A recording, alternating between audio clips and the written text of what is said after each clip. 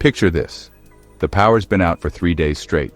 Stores are closed with no reopening date, and there are roadblocks controlling who can move around your area. Your phone battery is dying, your neighbors are starting to panic, and you suddenly realize that all those times you meant to get prepared but never did have left you completely exposed when systems break down. When the lights go out and stay out, most folks think they're prepared because they got a flashlight in their junk drawer and maybe some candles somewhere, but let me tell you something that's going to change how you think about blackouts forever. Your refrigerator will keep food cold for about 4 hours if you don't open it, and your freezer will maintain its temperature for 24 to 48 hours depending on how full it is. But here's what nobody tells you that can extend that time dramatically. Fill every empty space in your freezer with frozen water bottles or bags of ice, because a full freezer stays cold much longer than a half-empty one. And when you know an outage is coming, turn your refrigerator to its coldest safe setting beforehand, so you're starting from the lowest possible temperature. For lighting, forget those battery-eating flashlights that die right when you need them most, and instead get solar-powered lanterns with hand cranks as backup. These things can run for 24 hours on a full solar charge, and they're completely independent of the supply chain. The Lucy solar lights, for example, are inflatable, waterproof, and lightweight enough to hang anywhere.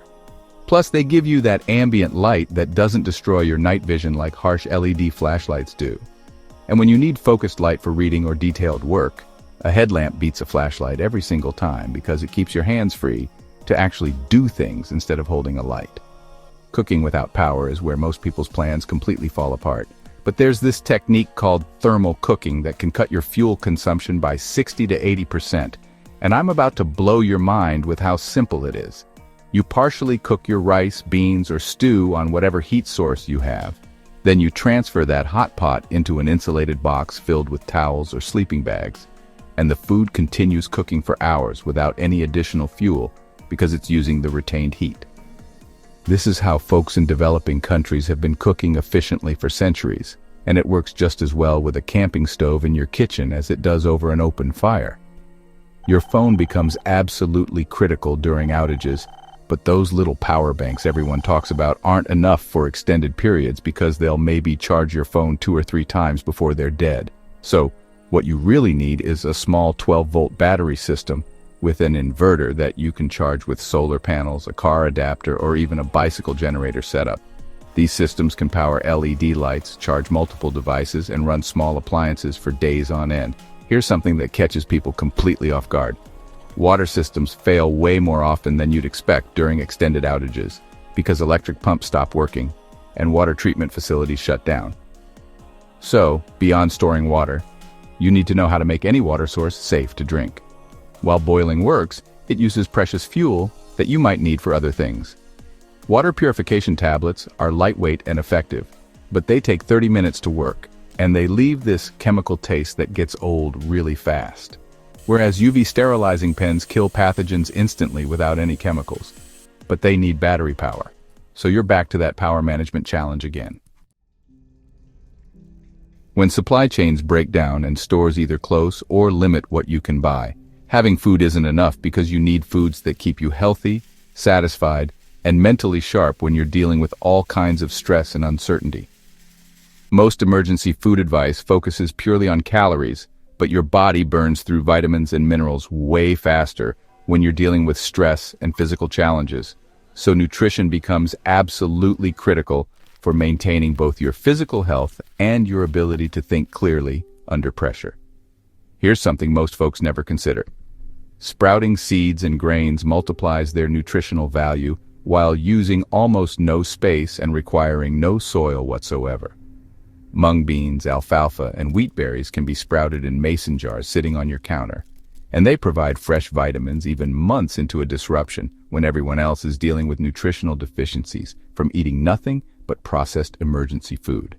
These sprouts are literally growing nutrition that you can harvest every few days, and they taste amazing compared to the bland survival food most people end up choking down.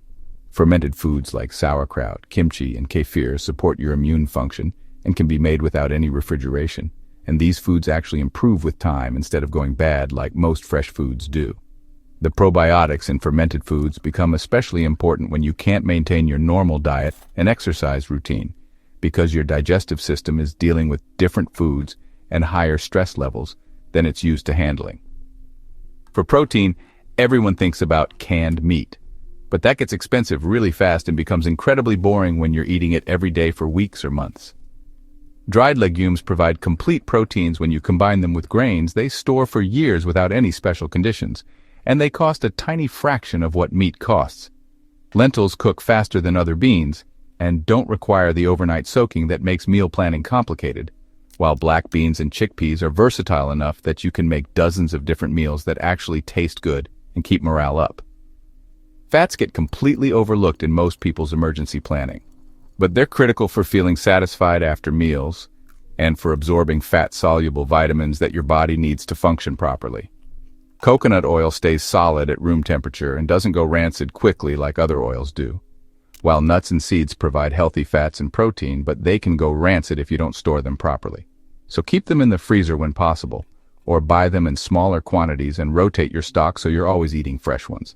Spices and seasonings make the absolute difference between choking down survival food, because you have to, and actually enjoying meals that boost your morale during difficult times. Salt, pepper, garlic powder, onion powder, cumin, paprika, and hot sauce can transform the blandest beans and rice into something you genuinely look forward to eating. And good food has this incredible psychological effect that keeps your spirits up when everything else feels like it's falling apart. If you want to grow food during disruptions, focus on fast-growing, high-nutrition options that give you the biggest return on your effort and space. Microgreens grow in 7 to 14 days and pack more nutrition per ounce than mature vegetables.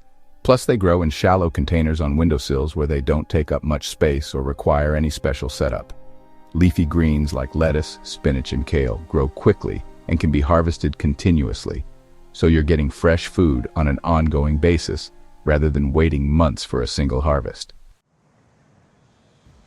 During widespread disruptions, official information often becomes completely unreliable or just disappears entirely, so having multiple ways to receive and send information becomes absolutely crucial for both your safety and your sanity. You need to know what's happening around you, what resources are available, and how to coordinate with family and friends when normal communication systems are overwhelmed or completely down. Battery-powered or hand-crank radios provide news and emergency information when internet and cell towers fail. But not all radios are created equal, and this is where most people make mistakes that leave them in the dark when they need information most. So, look for models that receive NOAA weather alerts, AM and FM bands, and shortwave frequencies, because shortwave lets you hear international news and get perspectives that you'll never hear on local stations that might be controlled or censored. Some radios also receive aviation and marine bands, which can provide real-time information about local conditions that's way more accurate than anything you'll get from official news sources. Cell phones work great until tower batteries die or the infrastructure gets completely overwhelmed, but text messages often get through when voice calls fail because they use way less bandwidth and the system prioritizes them differently. So save your battery by putting your phone in airplane mode most of the time and only turning it on periodically to check for messages. And make sure you download offline maps before you need them, because paper maps never run out of battery and can't be hacked or tracked by anyone who might want to monitor your movements. Ham radio provides two-way communication over incredibly long distances, without relying on any infrastructure that can be shut down or controlled. And getting a license requires some study, but they don't require Morse code anymore like they used to. Even if you never get licensed to transmit, a scanner lets you monitor emergency services, which often provides much better local information than news media because you're hearing what's actually happening in real time, rather than filtered and delayed reports. Internet access might come and go unpredictably during extended disruptions, so download important information before you need it, including medical references, repair manuals, local maps, and contact information for everyone you might need to reach. Physical books and printed materials don't depend on power or functioning devices, and there's something reassuring about having critical information in a format that can't be deleted, corrupted, or made inaccessible by technical problems. Mesh networking apps like BridgeFi or FireChat can send messages between nearby phones without any cellular service at all, creating these local communication networks that work even when everything else is down. They're incredibly useful for coordinating with neighbors or family members in the same area, because they work by bouncing messages from phone to phone until they reach their destination, kind of like a digital version of passing notes in school. When normal security systems fail and emergency response becomes unreliable or non-existent, your home security approach needs to be comprehensive and completely independent of technology that might not work when you need it most. And the absolute best security strategy is not looking like a target in the first place, which means avoiding anything that advertises you have supplies, power, or other resources that desperate people might want to take from you. Community security often works much better than the individual fortress mentality that a lot of preppers get caught up in, because coordinating with your neighbors provides way more security than individual families trying to defend isolated homes against determined groups. So get to know your neighbors before problems start. Establish communication plans and mutual aid agreements, and organize some kind of neighborhood watch system that can provide early warning and coordinated response to threats. Dogs provide excellent security and companionship during stressful periods because they hear and smell threats long before humans notice anything unusual. And even small dogs serve as fantastic early warning systems that can wake you up when something's not right. But make sure you have enough dog food stored if you're counting on a pet for security, because a hungry dog isn't going to be much help protecting your family. Extended disruptions test your mental resilience just as much as your physical preparedness, and people consistently underestimate how quickly isolation, uncertainty, and monotony can completely destroy your psychological well-being and decision-making ability, because the stress of not knowing what's going to happen next, combined with the physical challenges of living without normal conveniences, can break down even strong people faster than you'd ever imagine possible. Maintaining routines provides this psychological anchoring effect when everything else feels completely chaotic and out of control. And these routines don't have to be complicated or time-consuming to be effective. So wake up and go to bed at consistent times. Exercise daily, even if it's just walking around your house or doing bodyweight exercises in your living room. And keep regular meal times, because these simple structures provide stability for your mind when the outside world feels unpredictable and dangerous. Social connection becomes absolutely critical when your normal social outlets disappear and you're cut off from the people and activities that usually help you maintain your mental balance. So plan ways to safely interact with family, friends, and neighbors, whether that's through scheduled check-ins, shared meals, or group activities that give everyone something positive to focus on, with card games, board games, and puzzles providing entertainment and social interaction, while also keeping your mind sharp and engaged with something other than current problems. Reading materials should include both escapist fiction that helps you mentally escape current circumstances and practical non-fiction that teaches you new skills or provides useful information, with biographies of people who overcame serious adversity providing inspiration and perspective when you're dealing with your own challenges, while how-to books give you productive ways to spend time when you have more hours to fill than usual. Creative activities provide mental stimulation and a sense of accomplishment that becomes incredibly important when you can't do your normal work or pursue your usual hobbies. So drawing, writing, music, or crafts give you something positive to focus on besides current problems, and they create tangible results that boost your morale and give you something to be proud of, while journaling helps you process emotions constructively, while also creating a historical record that might be valuable later. Physical exercise becomes even more important during stressful periods because it burns off anxiety, improves sleep quality, maintains your physical capabilities, and provides structure to your day, with bodyweight exercises requiring no equipment and being doable anywhere, while yoga combines physical activity with stress reduction techniques that help you stay calm and centered when everything around you feels out of control. Economic disruption almost always accompanies other types of emergencies, and banks might close, ATMs stop working, or electronic payment systems fail completely, leaving you unable to access money that exists only as numbers in a computer system.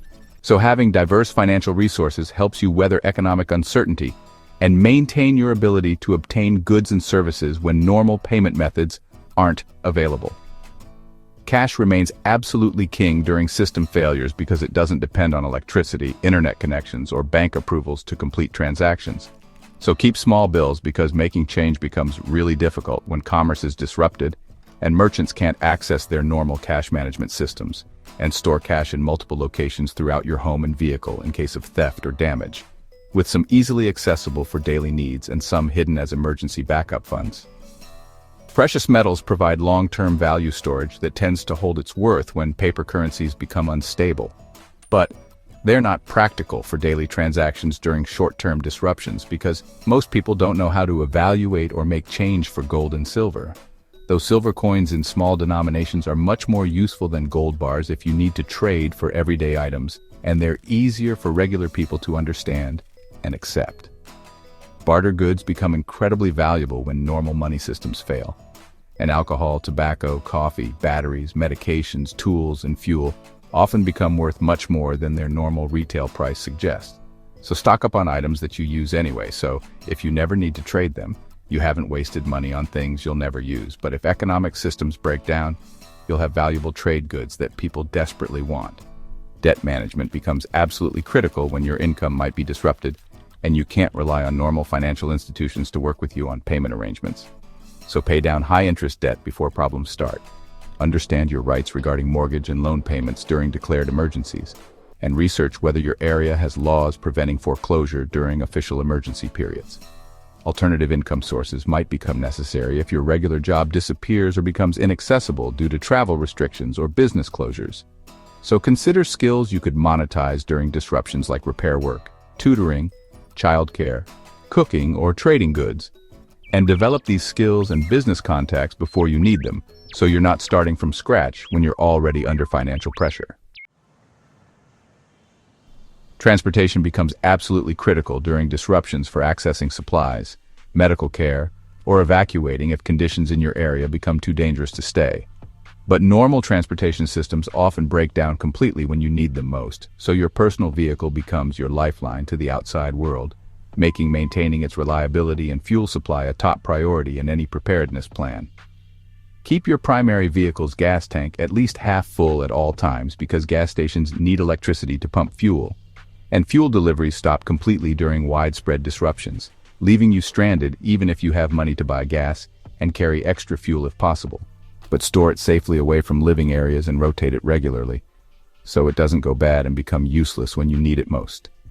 Basic vehicle maintenance becomes absolutely critical when you can't rely on professional service, and parts might not be available for weeks or months. So learn to change tires, jump-start batteries, check and add fluids, and perform basic repairs that can keep your vehicle running when professional help isn't available.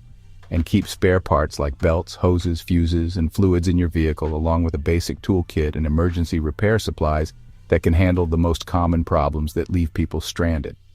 Alternative transportation options provide crucial backup when vehicles fail or fuel becomes unavailable. And bicycles work when roads are impassable for cars and they don't require any fuel that might be impossible to obtain. Plus, they're also quiet, which can be really important for security when you don't want to attract attention to your movements. And electric bikes extend your range and carrying capacity while still being much more efficient than cars. Walking becomes much more important when other transportation options fail, and having good walking shoes and appropriate clothes makes long-distance walking feasible when you need to reach important destinations. So know multiple routes to places you might need to go, including hospitals, pharmacies, supply sources, and family members, and practice walking longer distances while carrying necessary supplies so you know what your actual capabilities are. Public transportation often stops during emergencies, but sometimes it continues operating when private vehicles can't function due to fuel shortages or road closures. So understand your local public transportation systems and their emergency procedures before you need them, because buses and trains might be your only way to evacuate or reach critical services when your car isn't an option. Medical emergencies don't take a break during disasters, and professional medical care might become extremely limited or completely unavailable for extended periods, making basic medical knowledge and supplies absolutely essential for protecting your family's health and safety because you become your own first responder.